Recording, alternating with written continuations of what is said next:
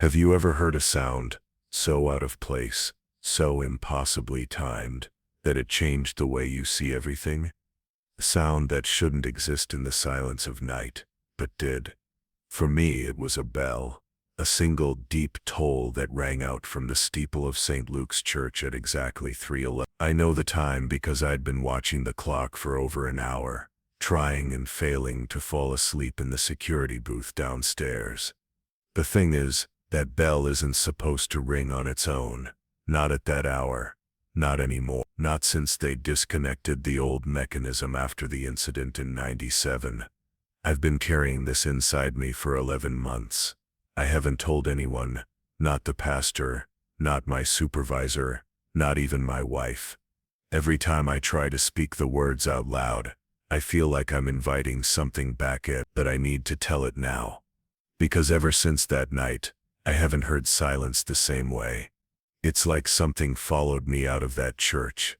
Something still listening. My name is Evan Walker. I'm 42 years old.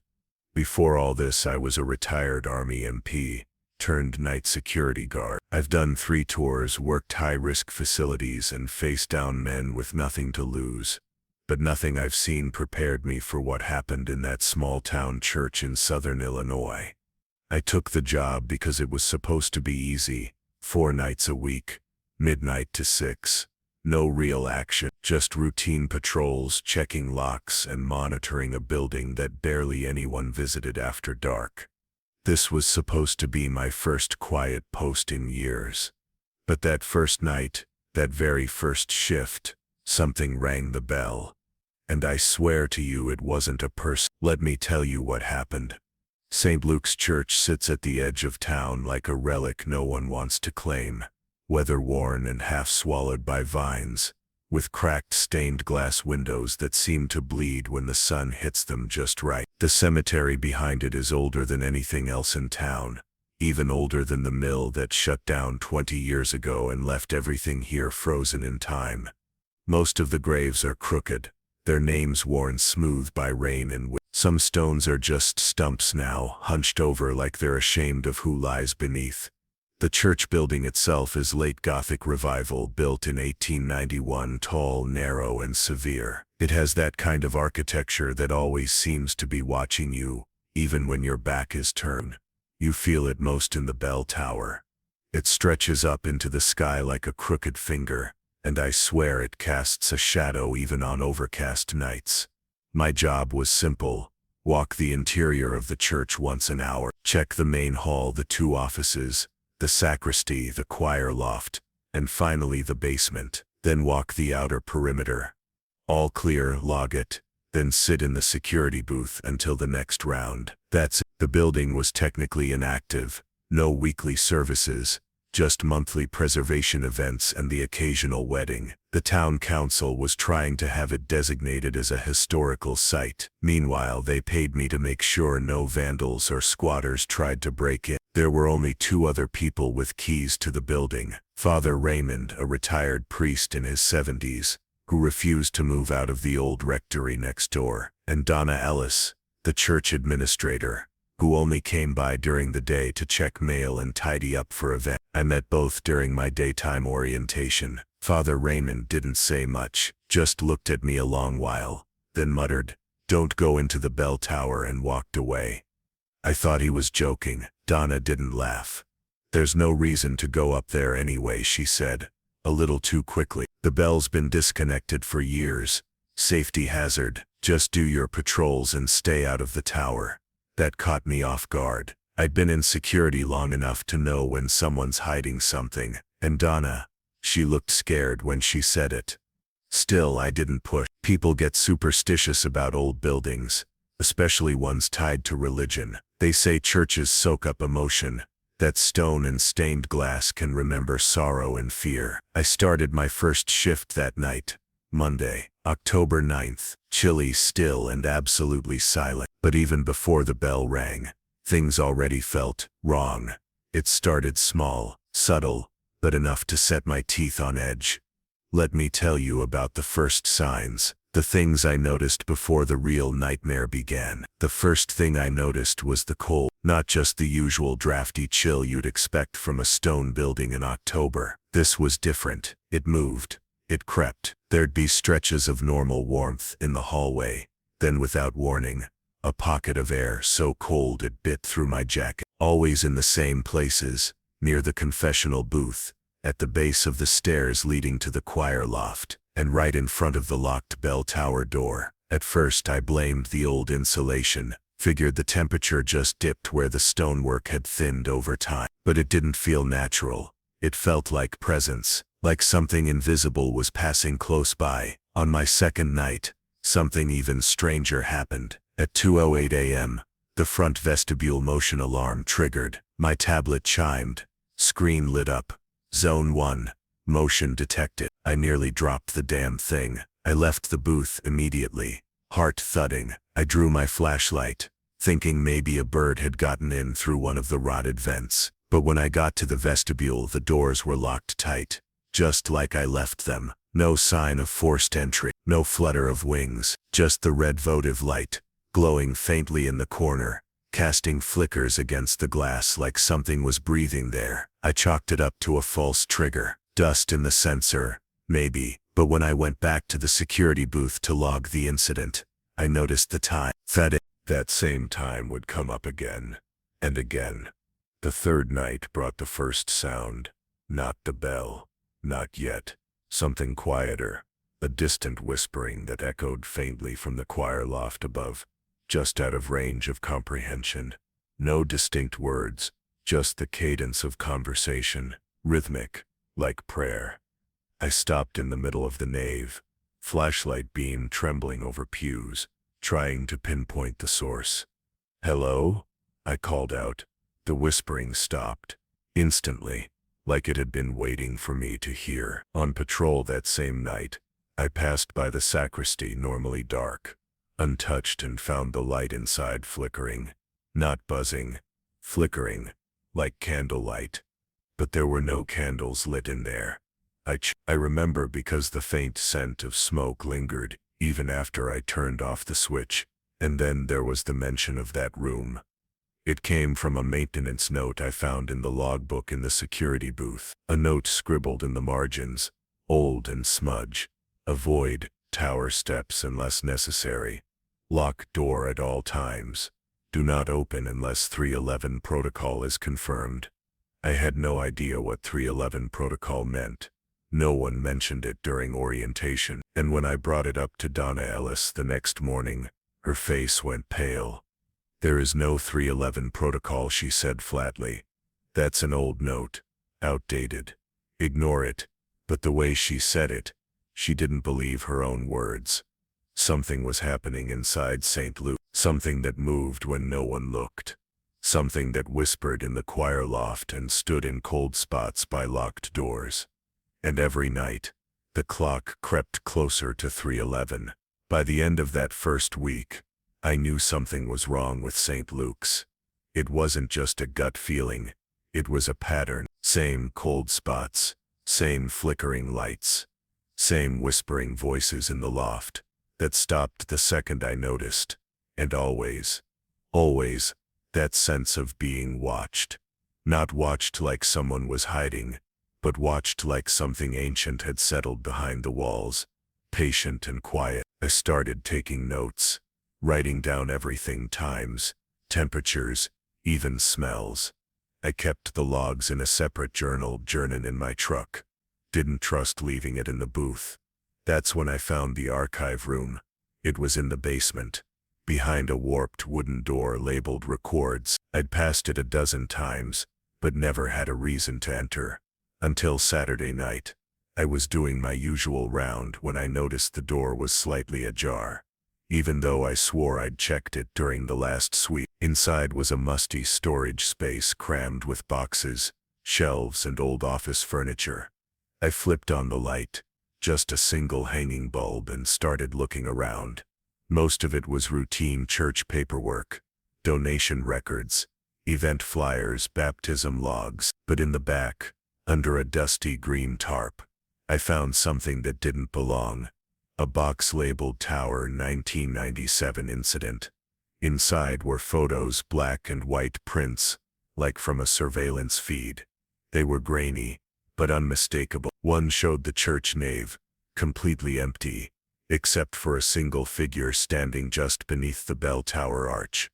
A woman in a long dress, her face obscured by shadow. Another photo showed the same figure on the choir loft stairs, one hand stretched out as if she were reaching for something. The timestamps on both images read 3:11 a.m. There were also typewritten statements. A deacon named Monroe, who claimed he'd been pushed while locking up. A janitor named Calders, who described hearing the bell ring for a funeral that never happened. His statement ended with a sentence that chilled me. I never saw her face, but I knew it was her. You can feel the dead when they walk through the nave, and she walks it nightly. Most curious was an unsigned letter addressed to the bishop's office. A single page, no greeting or sign-off. It said, St. Luke's Tower must remain locked. The bell does not toll by hand. It tolls for her, always her, and only at 3:11. I took copies, photographed the pages. That was the moment I stopped thinking this was just a haunting. It wasn't random. It wasn't residual energy or architectural quirks. It was a ritual. Something was happening in that church on purpose, and it had happened before. I started asking questions. First I approached Father Raymond again. I figured if anyone would know it'd be him. But when I mentioned the bell, just the word, he looked straight through me, like I'd spoken in a language he'd hoped to forget. Don't dig into that, he whispered. The tower's locked for a reason. Some echoes aren't meant to be answered. He didn't say another word, just walked away. But it was too late. I'd already heard it, and I wasn't going to stop until I knew who or what was ringing that bell. I didn't sleep at all that Sunday. Every time I closed my eyes, I saw that figure from the surveillance photo, motionless, faceless, staring up at the bell. I heard the soft whispering return, but this time it wasn't from the choir loft. It was in my ear. It was saying my name. The next shift I brought something with me, an old handheld audio recorder, not the digital kind, but one of those mini cassette jobs I used back in the army, analog.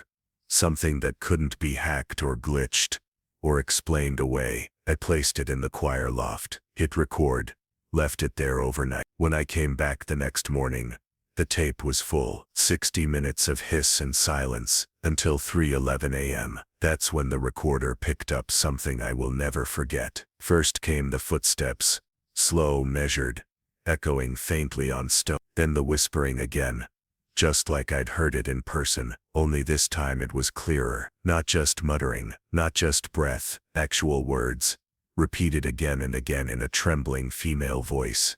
Forgive me, Father. I didn't know. Forgive me. I didn't know. Then just before the tape cut off, a sound that froze my blood. The faint toll of a bell, one single note, perfectly struck, deep and resonant. It sounded nothing like the automated chimes the church used now. It sounded like mourning. I brought the tape to Donna Ellis. The next afternoon, I played the 3:11 segment and watched her face drain of color. She didn't deny it.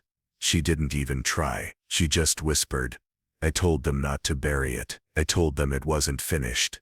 That's when she finally told me about her older sister, Evelyn. Evelyn Ellis had been the church's choir director back in the 90s. Bright, beloved, engaged to a local man named Aaron Holt. But in October of 1997, 28 years old, and 2 weeks from her wedding, Evelyn fell from the bell tower, or so they said. Donna said she never believed the official story. There was no note, no history of depression, and she'd never go up into the tower alone. Not Evelyn.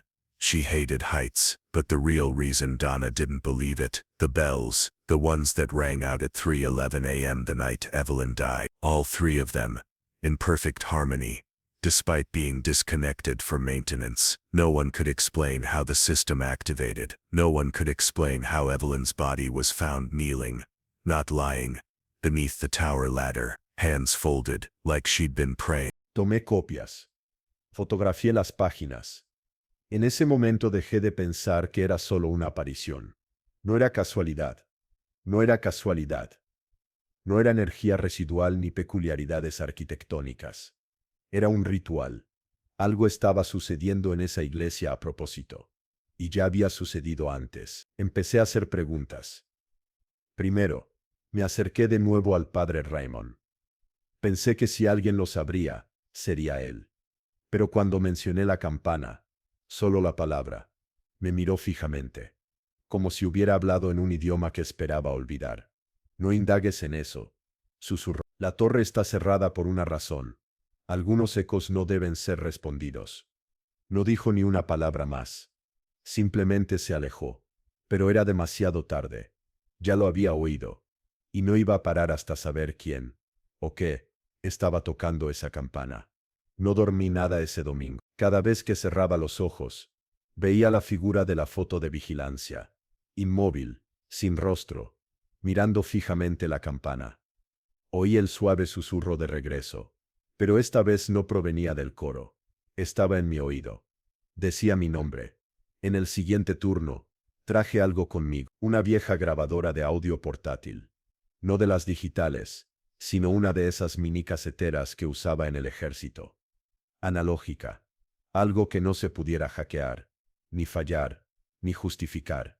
La dejé en el coro. Le di a grabar. La dejé allí toda la noche. Cuando volví a la mañana siguiente, la cinta estaba llena. 60 minutos de siseo y silencio. Hasta las 3:11 am. Fue entonces cuando la grabadora captó algo que nunca olvidaré. Primero fueron los pasos, lentos, mesurados, con un leve eco en la piedra. Luego el susurro de nuevo, tal como lo había oído en persona. Solo que esta vez fue más claro. No solo murmullos, no solo aliento. Palabras reales, repetidas una y otra vez con una voz femenina temblorosa. Perdóname, padre. No lo sabía. Perdóname. No lo sabía. Entonces, justo antes de que la cinta se cortara, un sonido que me heló la sangre, el débil tañido de una campana. Una sola nota, perfectamente tocada, profunda y resonante. No se parecía en nada a las campanadas automáticas que usaba la iglesia ahora. Sonaba a luto. Le llevé la cinta a Donna Ellis la tarde siguiente. Puse el segmento 3:11 y vi cómo palidecía. No lo negó. Ni siquiera lo intentó. Simplemente susurró. Les dije que no lo enterraran. Les dije que no estaba terminado. Fue entonces cuando finalmente me habló de su hermana mayor, Evelyn. Evelyn Ellis. Había sido la directora del coro de la iglesia en los años 90. Brillante querida, comprometida con un hombre de la zona llamado Aaron, pero en octubre de 1997, con 28 años y 2 semanas antes de su boda, Evelyn se cayó del campanario. O eso decían. Donna dijo que nunca creyó la versión oficial.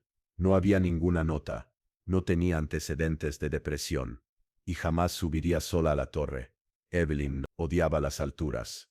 Pero la verdadera razón por la que Donna no lo creyó, las campanas, las que sonaron a las 3:11 am, la noche en que Evelyn murió. Las tres, en perfecta armonía a pesar de estar desconectadas por mantenimiento. Nadie podía explicar cómo se activó el sistema. Nadie podía explicar cómo encontraron el cuerpo de Evelyn arrodillado, no tumbado, bajo la escalera de la torre, con las manos juntas, como si hubiera estado rezando. El incidente casi clausuró la iglesia. Los rumores se descontrolaron. La torre fue sellada. Los registros se extraviaron. Y el nombre de Evelyn fue eliminado discretamente de todos los documentos de la iglesia. Hasta ahora. Porque ese era el nombre que oía en la cinta. Una y otra vez, susurrado como una confesión. Evelyn. Ese fue el gran avance. La primera vez que sentí que el velo se levantaba lo suficiente como para ver con qué me enfrentaba. Ella ya no rondaba la iglesia. Estaba atrapada en ella. Después de eso, el silencio se hizo más intenso. No sé cómo decirlo de otra manera. San Lucas ya no estaba solo en silencio. Estaba cargado. Tenso. Como si el aire mismo estuviera esperando. Cada crujido de la madera, cada movimiento en la piedra sonaba deliberado. Empecé a temer las horas entre las 2 y las 4 de la mañana. No por el ruido, sino por la quietud abrumadora y opresiva, y la sensación de que algo respiraba justo debajo.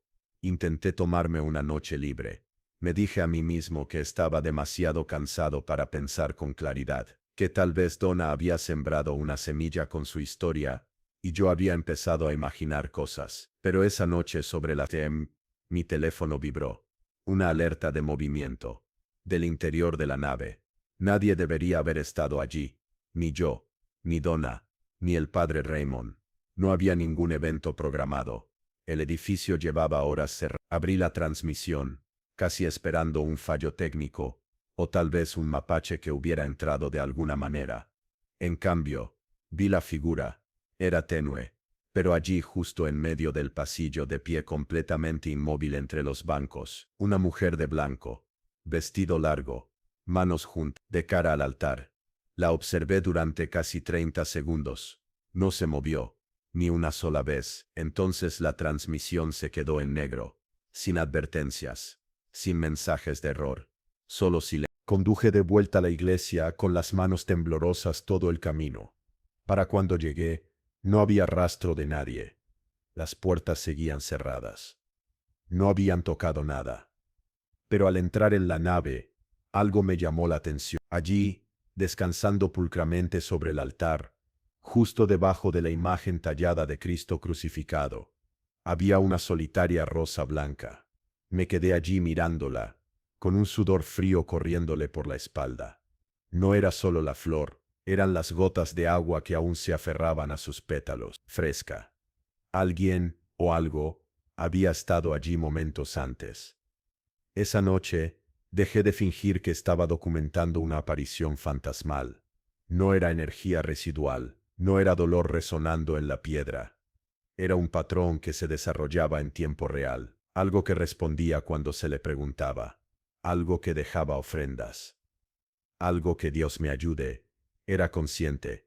Intenté hablar de nuevo con el padre Raymond a la mañana siguiente. Me recibió afuera, en el camino de piedra que conducía al cementerio. No esperó a que hablara. Te estás acercando demasiado, dijo. Su voz era monótona, casi cansada. La torre está cerrada por una razón, Evan. Algunos rituales no terminan solo porque la gente los olvida. Algunas puertas permanecen cerradas no para protegernos de lo que está afuera, sino para evitar que algo termine lo que empezó. ¿Es Evelyn?, pregunté. El padre Raymond se estremeció. Solo un poco, pero luego hizo algo que no esperaba. Asintió. Y susurró, no es la única que murió ahí arriba. Esa fue la primera vez que me di cuenta. La muerte de Evelyn no fue una tragedia aislada. Formaba parte de algo más grande. Algo enterrado. Y si quería entender por qué sonaba la campana a las 3, tenía que abrir la torre. Esperé hasta mi séptimo turno antes de tomar la decisión. No sé si fue valentía u obsesión, solo sé que para entonces, el aire en la iglesia se sentía como lana mojada, espeso y pegajoso. Cada patrulla se sentía más pesada, como si las paredes se abrieran, como si el tiempo mismo se ralentizara entre las 2 y las 3 de la madrugada. Todavía tenía la llave maestra que Donna me había dado. Ella la había olvidado, yo no. Esa noche, subí los escalones de caracol hasta el campanario con manos temblorosas. La puerta de hierro en la cima era más vieja que el resto de la iglesia. Sus bisagras estaban oxidadas. El picaporte frío y húmedo. Primero pegué la oreja a la madera. Como un idiota atento a cualquier movimiento, por supuesto que no había ninguno. Y entonces la abrí. La puerta no crujió, sino que suspiró, como si hubiera estado esperando a que la abrieran de nuevo. El aire que salió a raudales era gélido y seco como un hueso. La cámara de la campana estaba iluminada únicamente por la luz de la luna que se filtraba por las ventanas de listón. Las 3 campanas se cernían sobre mí como bestias dormidas, inmóviles en sus cunas. Pero no fueron las campanas lo que me llamó la atención. Fue el suelo. En los tablones de madera, justo debajo de Santa Cecilia, la más pequeña de las 3 campanas, había otra rosa blanca, fresca, todavía con rocío en los pétalos, igual que la que encontré en el altar. A su lado, un círculo de cera, vieja, derretida, negra como la brea. Un círculo ritual, y una mancha de madera quemada en el centro como si algo se hubiera quemado hacía mucho tiempo. Los bordes de la quemadura eran desiguales, como si el fuego se hubiera extendido desde un cuerpo. Entré en el círculo. Fue entonces cuando bajó la temperatura. Rápido. De repente, podía ver mi respiración y las yemas de mis dedos se entumecieron. Las campanas sobre mí empezaron a tararear, no a balancearse ni a moverse, tararear, como si vibrara con una nota oculta. Entonces, el susurro no provenía de las paredes, no provenía de detrás de mí, provenía del interior de la cámara. No me dejes aquí. La voz sonaba junto a mi oído. Me di la vuelta, nada. Pero cuando volví hacia la rosa, algo más había aparecido. Un nombre garabateado en el hollín en el centro de la marca quemada. Marta Ellis. No era Evelyn, era Marta. Retrocedí del círculo, casi tropezando con el borde de la plataforma. De vuelta en la cabina busqué los archivos de la ciudad. Me llevó horas. El nombre no figuraba en ningún documento de la iglesia, pero sí en los obituarios. Marta Ellis falleció el 15 de octubre, caída accidental desde una altura. Sin más detalles, edad al morir, 27 años, tía de Evelyn. Y ella había muerto de la misma manera, el mismo lugar, la misma edad. Ese fue el momento en que la conspiración se volvió real para mí. No era solo un fantasma, era generacional, encubierto, oculto. Y alguien había mantenido la torre sellada no para proteger a los vivos, sino para atrapar a los muertos. No volví a la torre la noche siguiente. Necesitaba respuestas primero, respuestas reales. Se acabaron los susurros, se acabaron las sombras, solo la verdad. Donna era la única en quien confiaba. Al menos eso creía. La llamé con el pretexto de ayudarme a ordenar papeles viejos. Me encontré con ella en la iglesia justo después de la noche. Nos sentamos en la sacristía y le expliqué todo. Las imágenes de vigilancia, la rosa, el nombre en el hollín. Cuando dije Marta Ellis, vi que algo se rompía en sus ojos. No lo negó. Era mi tía, dijo Donna. Su voz era firme. Demasiado firme. Me dijeron que fue un accidente. Había estado sonámbula. Se había caído del campanario durante una tormenta.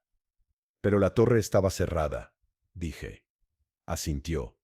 De eso me di cuenta años después. Ese debería haber sido el momento en que conectamos. Compartimos el dolor. Compartimos la confusión. Pero entonces dijo algo que me dio más escalofríos que la torre. No deberías haber subido, Evan. Se suponía que no debías ver nada de eso.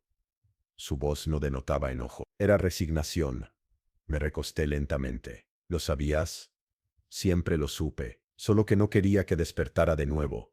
Ahí estaba, la grieta, la verdad filtrándose. Donna no era solo una espectadora, sabía lo que había en la torre, lo que siempre había estado en la torre, y ella había intentado enterrarlo como todos los demás.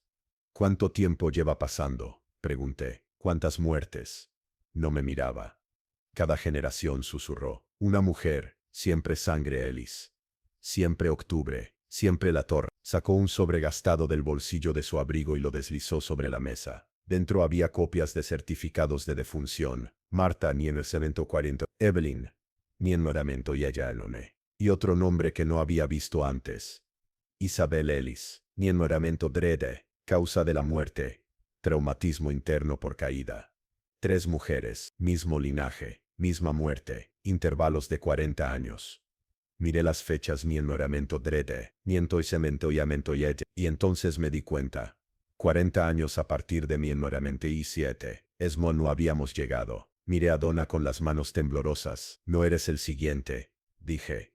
No, susurró. Mi hija sí. Sentí que la habitación daba vueltas. No solo ocultaba una apariciones fantasmales.